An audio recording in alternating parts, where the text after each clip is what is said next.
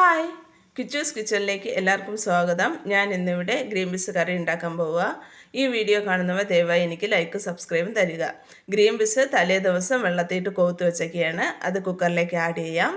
അരിഞ്ഞു വെച്ചിരിക്കുന്ന തക്കാളി, അരിഞ്ഞു വെച്ചിരിക്കുന്ന ഉരുളക്കിഴങ്ങ്, ക്യാരറ്റ്, പച്ചമുളക് എന്നിവ ഇതിലേക്ക് ആഡ് ചെയ്ത് 1 കപ്പ് വെള്ളം ചേർക്കാം. ഞാൻ നല്ല ചൂടുവെള്ളമാണ് ഒഴിക്കുന്നത്, അപ്പോൾ ഗ്രീൻ പീസ് നല്ലതുപോലെ വെന്ത് കിട്ടും.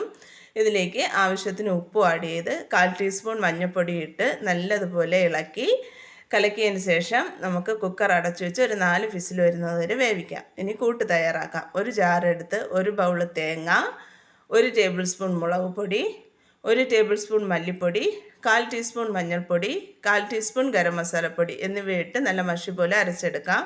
ഒരു ചട്ടി അടുപ്പത്ത് വെച്ച് അതിലേക്ക് എണ്ണ ഒഴിച്ച് എണ്ണ ചൂടാകുമ്പോൾ കടുകിടാം. കടുക് പൊട്ടി വരുമ്പോൾ കറി ലീഫ് ഇടാം. കറി ലീഫ് മൂത്ത് വരുമ്പോൾ നന്നായി വെന്തിരിക്കുന്ന ഗ്രീൻ പീസ് അതിലേക്ക് ആഡ് ചെയ്യാം. ആഡ് ചെയ്ത് നന്നായി ഒന്ന് ഇളക്കിയതിന് ശേഷം അരച്ചു വെച്ചിരിക്കുന്ന കൂട്ട് ഇതിലേക്ക് ഇടാം. കൂട്ടും ഇട്ട് ആവശ്യത്തിന് വെള്ളം ഒഴിച്ച് ഇത് നല്ലതുപോലെ നമുക്ക് ഇളക്കാം. ഇളക്കി നല്ലതുപോലെ തിളപ്പിച്ചെടുക്കാം. തിളപ്പിച്ചെടുക്കുമ്പോഴത്തേക്ക് ഗ്രീൻ പീസ് കറി ഇവിടെ തയ്യാറാണ്. ഞാനിവിടെ ഉപ്പ് നോക്കി, ഉപ്പ് കുറവ് പോലെ തോന്നി. ഞാൻ ആവശ്യത്തിന് ഉപ്പ് ആഡ് ചെയ്ത് നന്നായി ഒന്ന് ഇളക്കിയതിന് ശേഷം ഗ്രീൻ പീസിനെ നല്ലതുപോലെ തിളപ്പിച്ചെടുക്കാം. ഈ കൂട്ട് നല്ലതുപോലെ തിളച്ച് ചെറുതായി ഒന്ന് വറ്റുമ്പോഴത്തേക്ക് ഗ്രീൻ പീസ് കറി ഇവിടെ തയ്യാറാണ്. ഈ വീഡിയോ കാണുന്നവർ ദയവായി എനിക്ക് ലൈക്ക് സബ്സ്ക്രൈബും തരിക. എൻ്റെ വീഡിയോസുകളെല്ലാം നിങ്ങൾക്ക് ഇഷ്ടമാവുന്നുണ്ടെന്ന് കരുതുന്നു. എന്നെ ഇതുവരെയും സപ്പോർട്ട് ചെയ്ത എല്ലാവർക്കും നന്ദി.